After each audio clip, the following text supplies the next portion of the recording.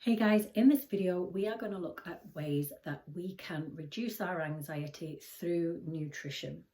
If you haven't watched the video already for the 4 most common causes of anxiety from a physiological perspective, go and watch that video and then come straight back.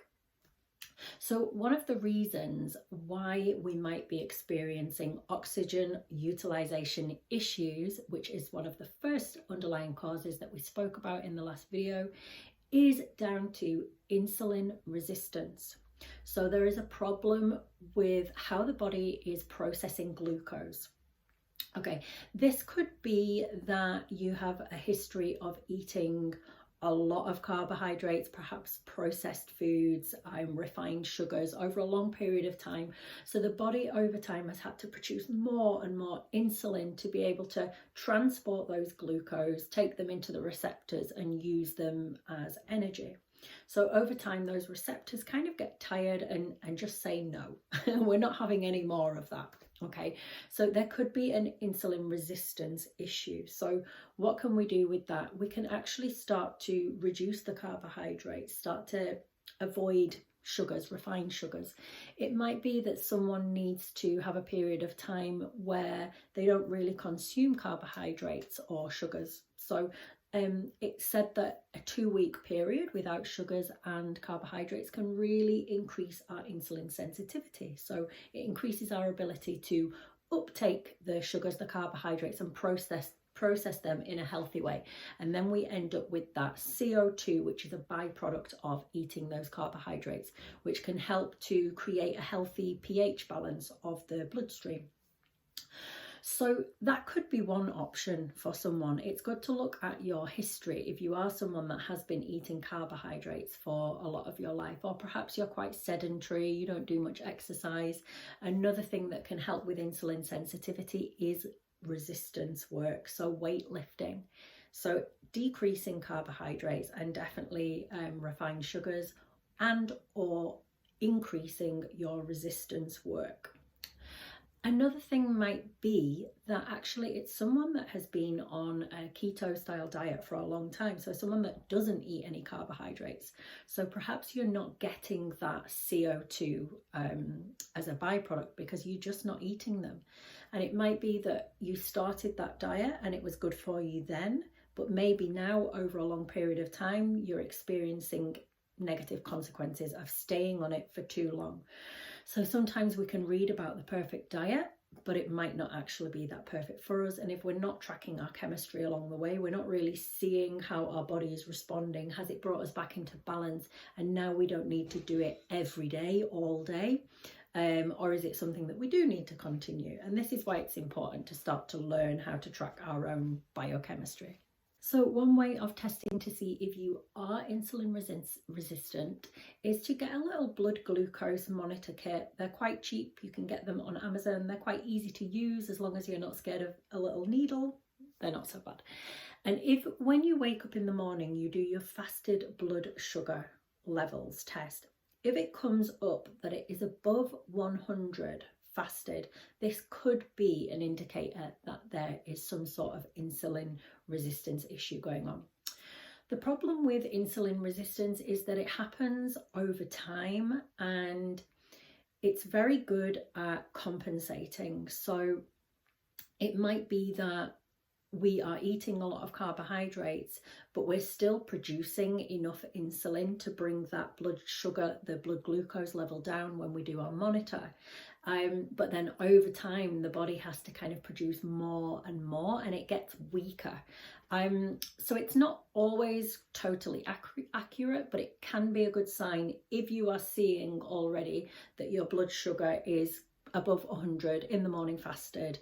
That could be a good sign for you that that's something to explore by maybe going on a bit of a healthy keto style diet for a while and tracking and seeing if that improves.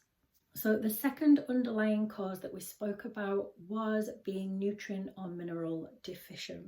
Okay, so you will have already tested your blood pressure and seen that your systolic number was below 112 chronically, or it was coming up low frequently. And what we can do is we can increase or introduce some really good quality sea salt into our food. So if we're someone that has been avoiding salt, maybe that would be something to start adding into your food. And also we know that many people that are struggling with a deficiency in nutrients and minerals, it's because of some sort of gut dysfunction. So if you're experiencing anything like burping, bloating, diarrhea, constipation, acid reflux, any of these kind of IBS, digestive issues, even if it's only quite small, you know, you just get a little bit of burping, we tend to think these things are normal, but it's more that it's just common. So if you're experiencing that, that's also a good indicator that the gut could be worked on. Now, I do have a free course that you can sign up for. If you just drop me a little private message, then I can let you know a little bit more about that, and that helps you understand the gut on a much deeper level. But working on fixing your acid levels and your bile production, as well as looking at the actual foods that you are eating. So are you eating foods that are rich in minerals and nutrients? And then get that gut fixed, and then over time, because it does take time, your blood pressure should start to rise a little bit as you start to fill your body with all those nutrients and minerals. The third underlying cause was too much lactic acid, and as we spoke about, this was due to being chronically stuck in an anabolic state, when really we should be switching back and forward each day from catabolic to anabolic at night. So what can we do if we are stuck in this state? Well, first of all, we want to kind of check with our body chemistry where we sit and with our symptoms. So anxiety could be one of the symptoms that you experience with an anabolic state. Also, if you do your urine and saliva pH sticks, you get the little stick, pop it in your urine and put some saliva on. If those two numbers come back quite close, that can often be an indicator that you are a little bit stuck in the anabolic. So for example, if your urine was like 6 and then your saliva came back at something like 6.3, that's a little bit too close, and that could give you a sign that that could be something to work on. So we want to look at the different things that you might be consuming that are very pro-anabolic. So things like apple cider vinegar are very pro-anabolic. Also, lots of dairy products like butter, cheese, yogurt, those things can be pro-anabolic. So we want to reduce those. Apple cider vinegar, excessive sugar, things like that. You might also tend to experience more constipation and also peeing more frequently at night time. So those are things to just kind of look out for. So things that you might want to implement would be lemon juice. Maybe you want a lemon juice squeezed in water in the morning. Having hard boiled eggs in the morning can be pro-catabolic, so that can help you get out of that anabolic state. So making sure that they're not soft and runny, make sure that they're actually hard boiled. Magnesium is very pro-catabolic, so that can be something good to add in.